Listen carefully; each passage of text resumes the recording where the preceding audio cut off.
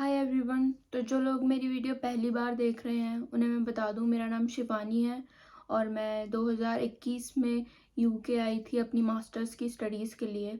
और 6 महीने बाद ही 2022 में मुझे टीबी मेनिंजाइटिस हो गया था।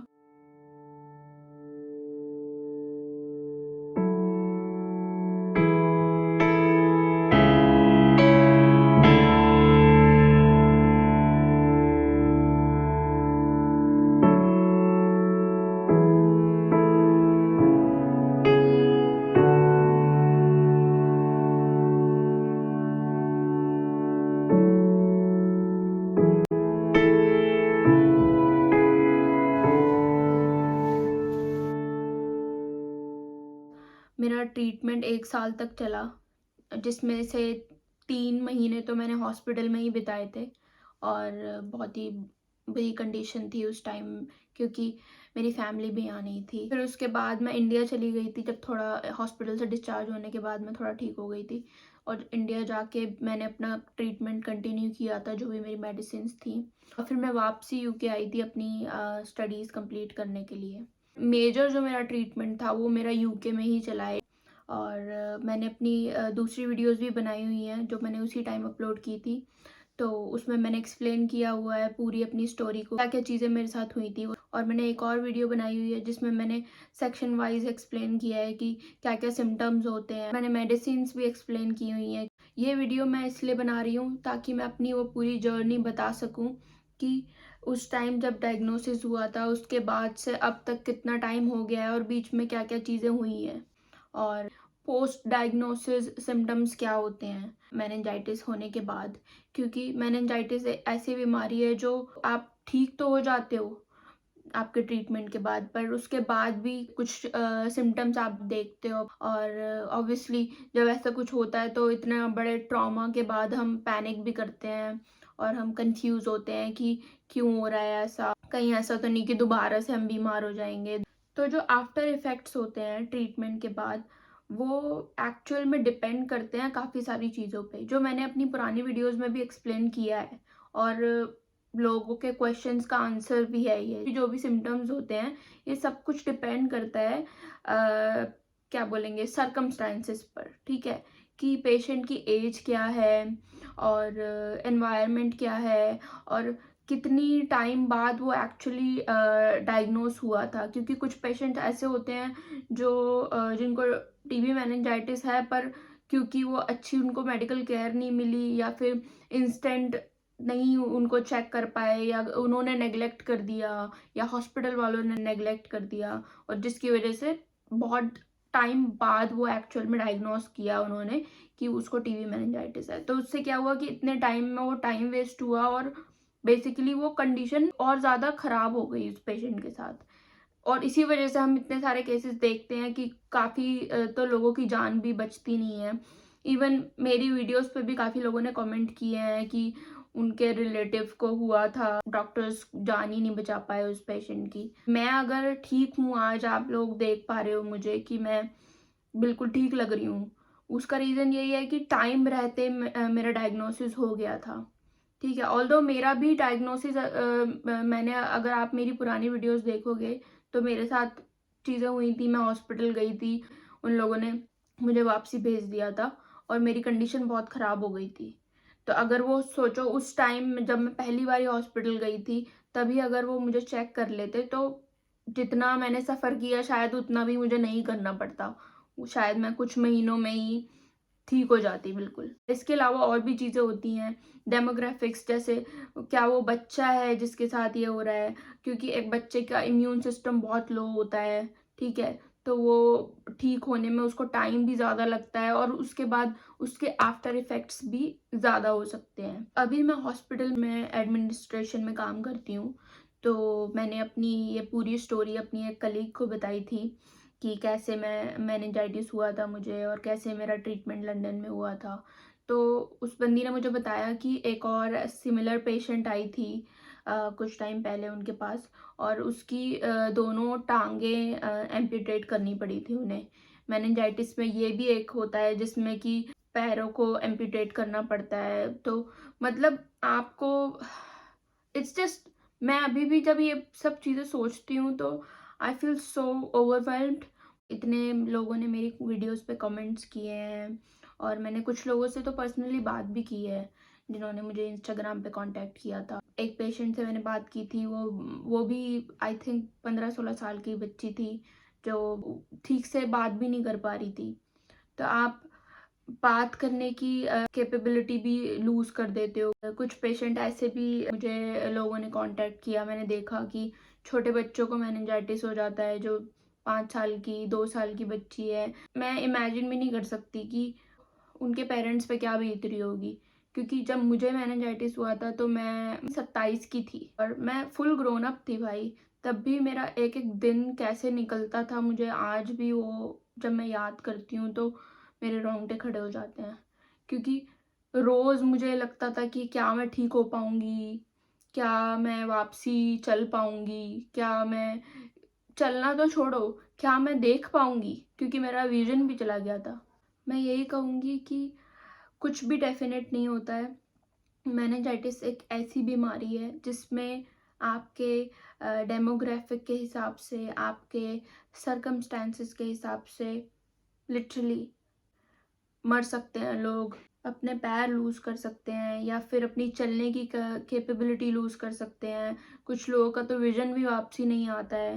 ये डॉक्टर भी यही बोलेंगे अगर आप पूछोगे डॉक्टर से तो, कि just hope for the best. और मुझे पता है बहुत अच्छे से कि क्योंकि मैंने वो चीज़ फेस की है, तो आई नो वेरी वेल कि कैसी वो कन्फ्यूजन वाली स्टेट होती है जिसमें आपको पता ही नहीं होता कि आपकी आगे की जो ज़िंदगी है वो कैसी होगी, ठीक है? और उसी तरह से जब किसी छोटे बच्चे को मेनिंजाइटिस होता है तो उसके पेरेंट्स भी सेम ही चीज़ सोचते होंगे। मैं ये वीडियो बनाने का मेरा कारण भी यही है कि मैं एटलीस्ट वो चीज़ें बता सकूं जो मैं बता सकती हूँ अपने खुद के एक्सपीरियंस से, ताकि अगर कोई वीडियो मेरी देख रहा है तो यू कैन फील मोटिवेटेड। कम से कम आपको एक होप मिलेगी मुझे देख के कि हाँ, अगर शिवानी ठीक हो सकती है, अपनी नॉर्मल लाइफ जी सकती है, तो आप भी ठीक हो सकते हो। अब बात आती है एलपी शंट, और इंडिया में तो वीपी शंट करते हैं बच्चों का। तो शंट के अपने कॉम्प्लिकेशंस होते हैं। मुझे भी हाइड्रोसेफेलस हुआ था मेनिंजाइटिस की वजह से, जिसकी वजह से फ्लूइड मेरा ब्रेन में बिल्ड हो रहा था, जिसको निकालने की ज़रूरत थी और जिसके लिए मेरे मल्टीपल प्रोसीजर्स हुए थे हॉस्पिटल में। जैसे लंबर पंक्चर उन्होंने किया था बहुत बारी, फिर उसके बाद लंबर ड्रेन भी उन्होंने डाला था, बट फिर फाइनली उन्होंने एलपी शंट मेरे टमी में परमानेंट डाल दिया था, जो ट्यूब डला हुआ है, जिससे कि कोई भी अगर एक्स्ट्रा फ्लूइड बिल्ड हो तो वो यूरिन के थ्रू निकल जाए। तो जो उन्होंने एलपी शंट मेरे कमर में डाला था, उससे रिलेटेड कुछ सिम्टम्स मैंने अभी फेस किए हैं रिसेंटली। ये मैं वीडियो में आगे एक्सप्लेन करूँगी, क्योंकि मैं चाहती हूँ कि अपने सारे सिम्टम्स और आफ्टर इफ़ेक्ट्स को मैं अपनी रिकवरी की टाइमलाइन के हिसाब से शेयर करूँ, ताकि आपको भी ठीक से समझ आ सके कि कब मेरे साथ कौन-कौन से आफ्टर इफ़ेक्ट्स मैंने फेस किए हैं। तो शुरू करते हैं। तो 2022 में अप्रैल से मेरी टीबी की जो मेडिसिन थी वो मैंने शुरू की थी, और ये पूरे 12 महीने का टीबी का कोर्स होता है जो आपको कंप्लीट करना होता है। तो मैंने वो 12 महीने तो खाई ही थी, और मुझे याद है कि 12 महीने के बाद भी मैंने आई थिंक 2-3 महीने तक एक्स्ट्रा खाई थी वो। उसका रीज़न है कि मेरे को काफ़ी एंग्जाइटी होती थी उस टाइम पे, और मुझे लगता था कि मतलब अगर मैंने ये मेडिसिन खाना बंद कर दी तो कहीं मैं दोबारा बीमार ना हो जाऊँ, दोबारा से मुझे मतलब वो टीबी अटैक ना कर दे। फिर मैंने यहाँ पे नॉटिंघम में टीबी के डॉक्टर से कंसल्टेशन ली थी, और जून 2023 में मैंने अपनी मेडिसिन बंद कर दी थी, क्योंकि डॉक्टर ने भी मुझे बोला था कि अब कोई ज़रूरत नहीं है खाने की, क्योंकि 12 महीने का ही कोर्स होता है, और उसने मुझे वार्निंग भी दी थी कि मैं ना खाऊं, क्योंकि उससे गलत इफ़ेक्ट भी हो सकता है। तो मैंने वो फिर बंद कर दी थी उसके बाद। बट कुछ-कुछ ऐसे सिम्पटम्स मैं देखती थी। सच बताऊँ तो अभी भी वो आफ्टर इफ़ेक्ट्स मेरे को देखने को मिल जाते हैं, क्योंकि अगर आप ध्यान से देखोगे तो मेरी दोनों आँखों में भी आपको फ़र्क दिख जाएगा। ये वाली आँख मेरी उस टाइम खुलती नहीं थी। आपने मेरी पुरानी वीडियो में भी देखा होगा। तो ये आँख में मेरे को टोसिस हुआ था, और ये आँख मैं खोल नहीं पाती थी, तो मैं टेप लगा लेती थी हॉस्पिटल में। हॉस्पिटल वाली जो टेप होती है वो ऐसे करके, ताकि ये खुली रहे, नहीं तो काफ़ी दिक्कत होती थी मुझे देखने में। और दूसरा सबसे बड़ा आफ्टर इफ़ेक्ट मैंने ये नोटिस किया है कि मेडिसिन ख़त्म होने के बाद भी शुरू-शुरू में तो मेरे को बहुत नींद आती थी, मतलब कि बस लगता था कि थोड़ा-सा भी कुछ कर लिया है तो एग्ज़ॉस्टेड फ़ील होता था कि सो जाऊँ। 1-2 घंटे सोने के बाद मेरे को थोड़ा नॉर्मल फ़ील होता था, अदरवाइज़ काफ़ी जल्दी एग्ज़ॉस्ट हो जाती थी। इवन मुझे अभी भी याद है, जब मैं हॉस्पिटल से डिस्चार्ज हो गई थी, उसके बाद मैं इंडिया चली गई थी, और फिर जब मैं वापसी यूके आई थी, तो मेरे को नींद आती रहती थी हमेशा। और मतलब मैं कुछ ज़रा सा भी कुछ काम करती थी, उसके बाद मतलब मेरे को ऐसा लगता था कि बस मैं जाऊं और सो जाऊं थोड़ी देर के लिए। पता नहीं, मेरे को याद नहीं मैंने बाकी वीडियोस में एक्सप्लेन किया है या नहीं। मुझे चलने में प्रॉब्लम थी, क्योंकि काफ़ी टाइम मैं बेड पे रही थी, और उसके बाद जब मेरी सर्जरी हुई थी, जो एलपी शंट उन्होंने डाला था, उसके बाद गलत पोस्चर में मैं चलने लगी थी। तो काफ़ी बारी मुझे डॉक्टर ने भी पूछा कि मैं ऐसे क्यों चल रही हूँ। तो मुझे खुद भी लगता था कि मैं मतलब सही चाल क्यों नहीं चल रही हूँ, ऐसे क्यों चल रही हूँ जैसे कि पैर मेरे सीधे नहीं पड़ रहे हैं ज़मीन पे। तो उसका सॉल्यूशन निकालने के लिए मैंने किया था, जो जब मैं वापसी जब यूके आई थी, तो मैं ऑल्दो मैं बहुत थकान मुझे हो जाती थी, बट मैं खुद को पुश करके डेली थोड़ा सा रनिंग पे जाती थी। ऑल्दो वो रनिंग मुझे अभी भी याद है कि आई थिंक 10 मिनट में ही मेरी हालत ख़राब हो जाती थी। पर मैं वो रनिंग इसलिए नहीं करती थी कि हाँ, रनिंग कर रहे हैं। मेरा मेन पर्पज़ ये इसलिए होता था कि उस रनिंग के वजह से जो मेरा बॉडी की जो फंक्शनिंग है, वो मुझे फ़ोर्स करेगी सही पोस्चर में चलने पर। क्योंकि अगर आप एक गलत पोस्चर आपने याद कर लिया है, ठीक है? आपके ब्रेन ने किसी भी रीज़न की वजह से आपने वो गलत वॉकिंग स्टाइल याद कर लिया है, तो उसको भुला के सही याद करने का एक ही तरीका है कि आप रनिंग करो। मुझे नहीं पता कि ये चीज़ किसी की हेल्प करेगी या नहीं, बट मैं सीरियसली ये बात उन सब पेशेंट्स को बताना चाहती हूँ, जो अपनी जिनकी चाल उनको फ़ील होती है कि उनकी जो चाल है वो ख़राब हो गई है, या फिर वो प्रॉपरली नहीं चल रहे हैं। उसका एक ही तरीका है कि आप भले ही बहुत फास्ट रनिंग मत करो, आप जॉगिंग की टाइप से हल्का-हल्का रनिंग करो, बट आपको चलना नहीं है, आपको रन करना पड़ेगा। क्योंकि जब आप रनिंग करते हो, तो आपकी जो बॉडी का जो पोस्चर होता है, आपकी हिप पोज़ीशनिंग और आपकी जो घुटनों की पोज़ीशनिंग होती है, वो ऐसे रहेगी कि जो होनी चाहिए, आइडियल जिसे बोलेंगे। आइडियल पोज़ीशन में वो उसको रहना पड़ेगा, तभी आप रनिंग कर पाओगे, ठीक है? और फिर आपका ब्रेन याद कर लेगा कि एक्चुअल में आपको कैसे चलना है। ये चीज़ एक पर्सनली मैंने खुद अचीव की थी, मुझे किसी ने बताई नहीं थी, ठीक है? बट मैं ऑब्वियसली शेयर करना चाहती थी, तो इसलिए मैंने ये वीडियो में मैं मेंशन कर रही हूँ, और आई होप कि ये किसी की मदद करे। सीरियसली, मतलब अगर मैं ये नहीं करती, तो अभी भी मुझे लगता है कि मेरी चाल खराब हो चुकी होती। इंडिया में ना ये चीज़ है कि पेशेंट अगर है कोई, किसी को कोई सीरियस बीमारी हो गई है, तो उसको इतना ज़्यादा उसको लो फील करा देंगे ना, हाय हाय अब तो तेरी ज़िंदगी बर्बाद हो गई है, अब तो तेरी ज़िंदगी में कुछ नहीं बचा, हाय अब क्या होगा, ऐसे करके उसको बहुत ज़्यादा डीमोटिवेट फील करा देते हैं। बट यहाँ टचवुड यूके का कल्चर वैसा नहीं है। यूके में लिटरली मेरी जब सर्जरी हुई थी, सर्जरी के बाद तीसरे दिन तो डॉक्टर ने आके बोला था कि मैं टॉयलेट में वॉक करके ही जाऊंगी, वो पॉट लेके नहीं आएंगे। तो मुझे ऐसा नहीं है, नर्सेस मेरी हेल्प कर रही थी, पर नर्सेस सिंपली यही बोल रही थी कि मेरे को वॉक करके टॉयलेट तक जाना पड़ेगा।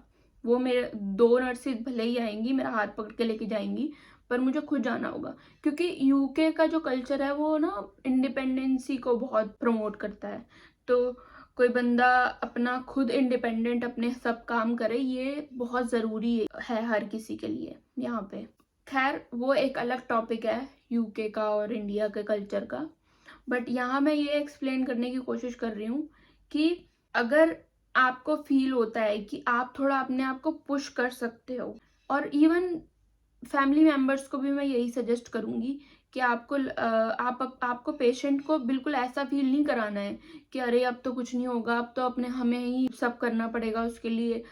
ऑब्वियसली हम मुझे नहीं पता कि उस पेशेंट की क्या कंडीशन है, बट आपको खुद रिकॉग्नाइज़ करना है कि उस पेशेंट में क्या वो पेशेंट खुद से कुछ कर सकता है, नहीं तो ऑब्वियसली आप करोगे। बट अगर आपको लगता है थोड़ी भी अगर पॉसिबिलिटी है उसको थोड़ा पुश करने से वो करेगा, तो उसको पुश करो। उसको अगर वो चलने में वो थोड़ा वॉबली चल रहा है, तो उसको वॉक्स पे लेके जाओ, उसको अच्छा खिलाओ, उसको थोड़ी एक्सरसाइज़ेस कराओ, तो उससे क्या होगा कि वो रिकवर जल्दी होगा। और फिर सब सही चल रहा था। मैंने जॉब स्टार्ट कर दी थी यहाँ पे हॉस्पिटल में, और मैं काम पे जाती थी, थक जाती थी, एग्ज़ॉस्ट होती थी, पर रेस्ट कर लेती थी, तो और उसके बाद नॉर्मल फ़ील होता था। बट फिर नवंबर 2023 में अचानक से मुझे बहुत तेज़ पेन होने लगा उस एरिया में जहाँ पे शंट डला हुआ है, जहाँ पे वो जो ट्यूब डली हुई है कमर में।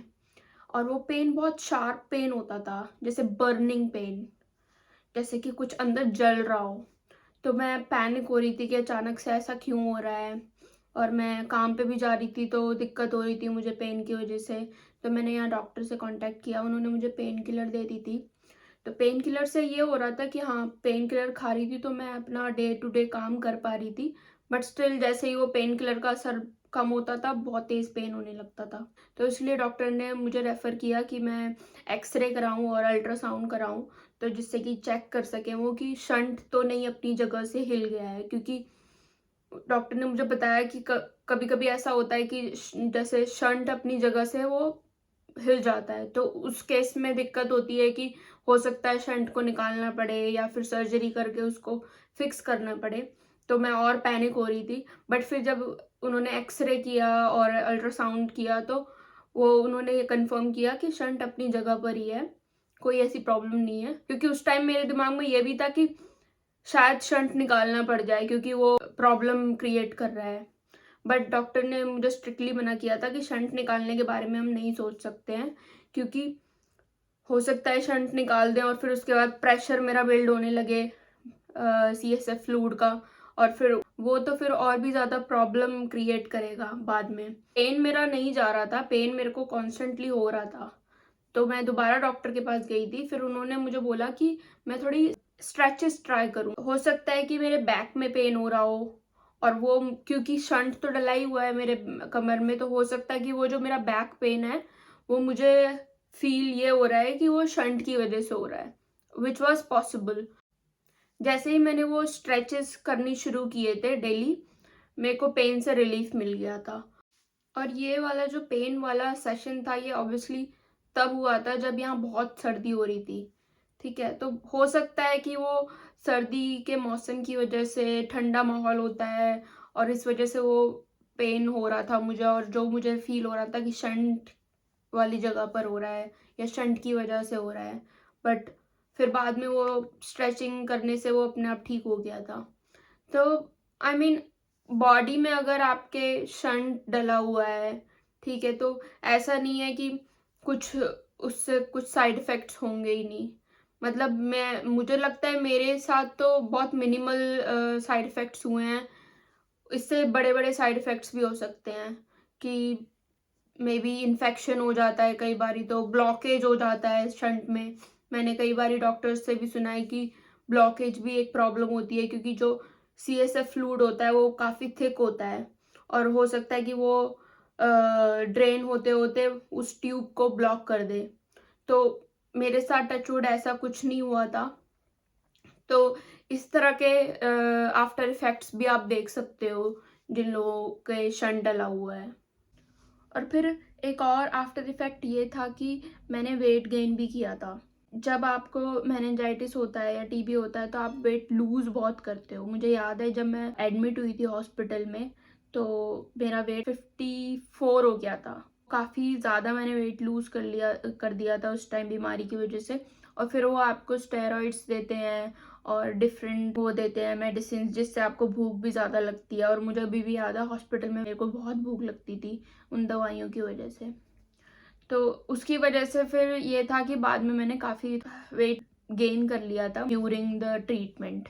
फिर 2024 नवंबर में मैंने डिसाइड किया कि वेट भी मैंने गेन किया है, तो मैं जिम जॉइन कर लेती हूँ, थोड़ा वर्कआउट करूँगी। और ऑब्वियसली सिर्फ वेट लूज़ करना ही मेरा ऑब्जेक्टिव नहीं था, मैं चाहती थी थोड़ा ना एक्टिव भी हो जाऊँ।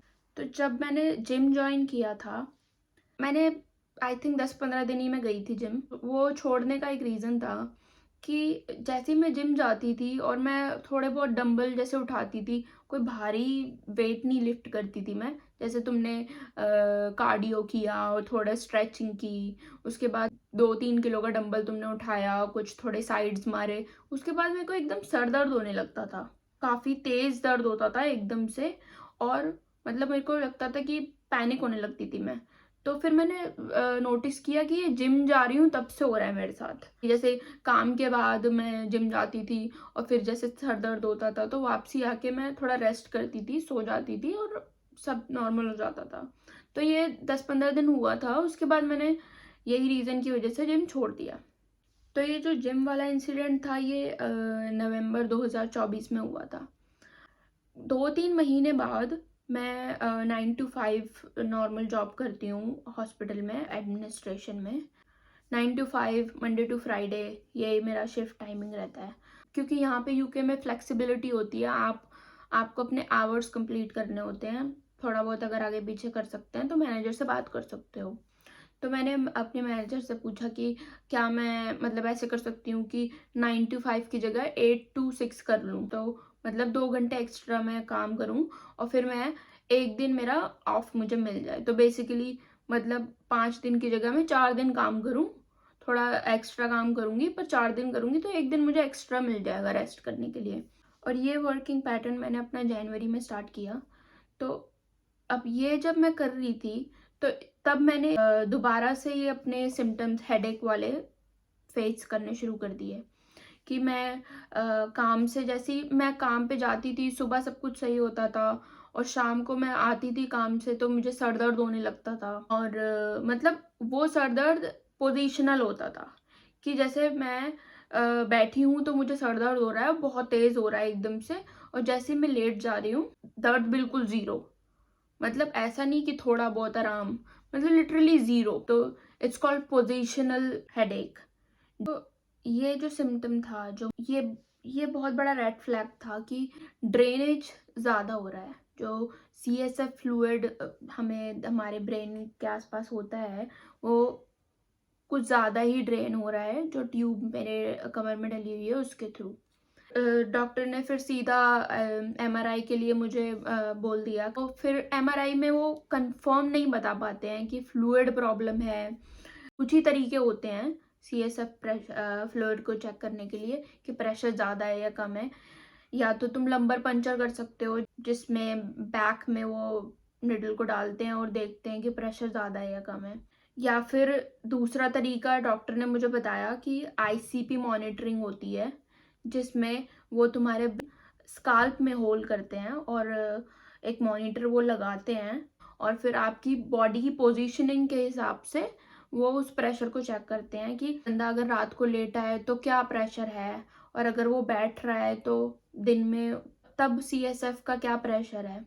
तो ये ऑब्वियसली स्काल्प में होल करना और ये सब जब बताया तो आई वॉज पैनिकिंग कि मुझे नहीं कराना। मैंने सीरियसली डॉक्टर को बोला कि I am too scared to do this, क्या कोई और तरीका नहीं है। मैंने इवन सजेस्ट किया कि आप लंबर पंचर करके देख लो, जो पहले भी हुआ है, तो मुझे पता है कि वो बैक में डालते हैं निडल को।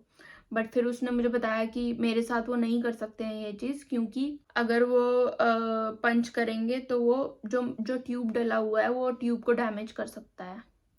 और ये जो ICP मॉनिटरिंग थी वो इसलिए करना चाहते थे ताकि वो 100% कंफर्म हो सकें कि ओवर ड्रेनेज हो रहा है, मतलब कि फ्लूइड ज़्यादा ड्रेन हो रहा है, जितना होना चाहिए उससे ज़्यादा। तो अगर ये वो कंफर्म कर लेते तो उसके बाद नेक्स्ट स्टेप उनका ये था, डॉक्टर ने मुझे बोला था कि नेक्स्ट वो ये करेंगे कि जो LP शंट मेरे टमी में डला हुआ है उसमें वो एक वॉल्व फिट करेंगे। ऑब्वियसली उसके लिए उन्हें सर्जरी करनी पड़ेगी, और सर्जरी के बाद वो एक वॉल्व को उस ट्यूब के बीच में फिट कर देंगे, जिससे कि बाद में उस वॉल्व की वजह से ड्रेनेज को बाहर से कंट्रोल किया जा सकता है कि अगर सपोज़ कि लग रहा है कि ड्रेनेज ज़्यादा हो रहा है, तो उसमें फिर वो उसको ऐसे सेट करेंगे कि ड्रेनेज को कंट्रोल करें। तो बेसिकली एक डायल टाइप का वो उसमें फिट करेंगे और बाद में उसको बाहर से कंट्रोल किया जा सकता है कि ड्रेनेज को ज़्यादा या कम करें, ताकि जो मेरा जो प्रेशर है ब्रेन में, वो प्रेशर एक आइडियल प्रेशर रहे, ना ज़्यादा ना कम। क्योंकि ज़्यादा प्रेशर होगा तो भी प्रॉब्लम होगी और कम होगा प्रेशर तो भी प्रॉब्लम होगी। क्योंकि यहाँ जो प्रॉब्लम जो मुझे हो रही थी, जो दर्द हो रहा था, वो प्रेशर कम होने की वजह से हो रहा था, क्योंकि जो ड्रेनेज था वो ज़्यादा हो रहा था। उसके बाद कुछ टाइम के लिए दूसरी जो नेक्स्ट अपॉइंटमेंट जब तक हुई, तब मैंने ये चीज़ नोटिस की खुद से कि ये जो दर्द हो रहा है, ये तब से होना शुरू हुआ है जब से मैं लंबी शिफ्ट करने लगी हूँ। और ये मैंने चीज़ इसलिए नोटिस की क्योंकि कुछ महीनों पहले नवंबर में जब मैं जिम जा रही थी, तब ये सेम चीज़ हो रही थी और जैसे ही मैंने जिम छोड़ दिया था, दर्द बंद हो गया था। देन आई डिसाइडेड कि मैं वापसी अपनी नॉर्मल शिफ्ट्स करूँगी, 9 टू 5 मंडे टू फ्राइडे, और फिर देखती हूँ क्या होता है। तो ये चीज़ मैंने डॉक्टर को भी बताई कि हो सकता है कि मैं एग्जॉस्ट ज़्यादा हो रही हूँ। डॉक्टर ने भी बोला कि ठीक है, तुम ट्राई करो, और अच्छा ही है कि हमें ना करना पड़े ऐसा कोई प्रोसीजर, क्योंकि रिस्क तो इन्वॉल्व होते ही हैं। ऑल्दो वो बोल रहा था कि सेफ होता है, बहुत लोग कराते हैं, बट मुझे तो काफ़ी डर लग रहा था। मैं नहीं कराना चाहती थी, सच बताऊँ तो। तो मैंने डिसाइड किया कि मैं नॉर्मल शिफ्ट करूँगी, और सीरियसली जैसे ही मैंने अपनी नॉर्मल शिफ्ट रिज़्यूम की, उसके आई थिंक हफ़्ते 10 दिन बाद ही मेरे को फ़र्क दिखने लग गया। मुझे कोई हेडेक नहीं हो रही थी उसके बाद, और फिर तब से लेके अभी तक मुझे टच वुड कोई भी अभी सिम्पटम्स मैंने ऐसा मेजर नहीं देखा है। मैं बस यही बोलूँगी कि आप मुझसे मोटिवेट हो सकते हो मुझे देख के, बट ये मत सोचना कि इसके साथ जो भी हुआ है वही सब कुछ हमारे साथ होना चाहिए या होगा।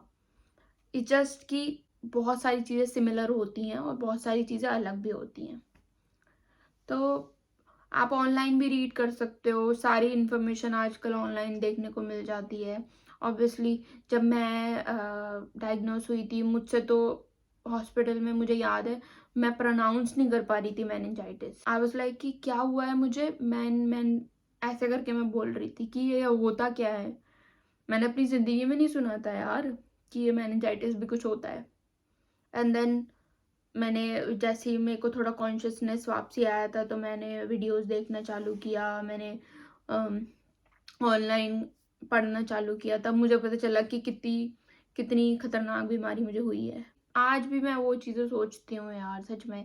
आज भी मेरे दिमाग में वो थॉट्स आ जाते हैं। जब मैं हॉस्पिटल बेड पे थी, मुझे लग रहा था कि अब क्या मैं अब कभी वापसी नॉर्मल नहीं हो पाऊँगी? क्या मैं कभी नॉर्मली चल नहीं पाऊँगी या देख नहीं पाऊँगी?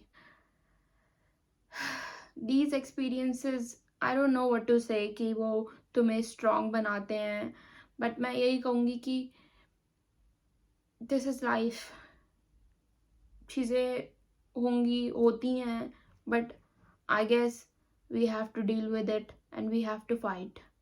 खैर, एट द एंड मैं यही बोलूँगी, जितने भी लोग ये वीडियो देख रहे हैं, मेनिंजाइटिस पेशेंट ये मेरी वीडियोस देखते हैं, उन सब से मेरी रिक्वेस्ट है, पर्सनली आप मुझसे बात कर सकते हो। ये मेरा इंस्टाग्राम आईडी है, आप मुझे इस पे पर्सनली मैसेज कर सकते हो, और अपनी कोई भी आपका डाउट है, या पर्सनली आपको लगता है कि मुझसे बात करके आपको अच्छा फ़ील होगा, क्योंकि मुझे पता है कि पेशेंट्स किस कंडीशन से गुज़रते हैं। तो आप मुझे कांटेक्ट कर सकते हो, कोई भी क्वेश्चन है वो आप मुझसे पूछ सकते हो, और मैं अपनी पूरी कोशिश करूँगी कि आपको जल्दी से जल्दी रिप्लाई कर सकूँ।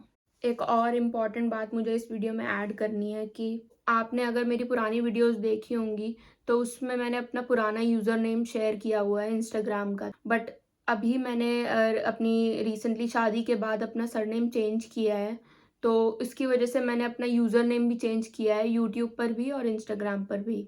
जो पहले शिवानी शर्मा था, अब शिवानी लाबेलारते है। तो अगर आप इंस्टाग्राम पे मेरा नाम सर्च करोगे शिवानी लाबेलारते, तो आप मुझे ढूँढ सकते हो और आप मुझे पर्सनली मैसेज कर सकते हो। और प्लीज़ आप कंफ्यूज मत होना, क्योंकि मेरी पुरानी वीडियोस में मैंने अपना पुराना यूज़र नेम शेयर किया हुआ है, तो आप शायद वो पुराना यूज़र नेम देखोगे तो आप कंफ्यूज हो जाओगे। बट मेरा जो अभी अपडेटेड नया यूज़र नेम है इंस्टाग्राम का, वो शिवानी लाबेलारते है। तो आप इसे सर्च करोगे तो आप मुझसे पर्सनली कांटेक्ट कर सकते हो, और आपके कोई भी जो भी क्वेश्चंस हो, क्वेरीज हो, वो आप मुझसे पूछ सकते हो। Thank you. Stay safe, stay healthy. Bye.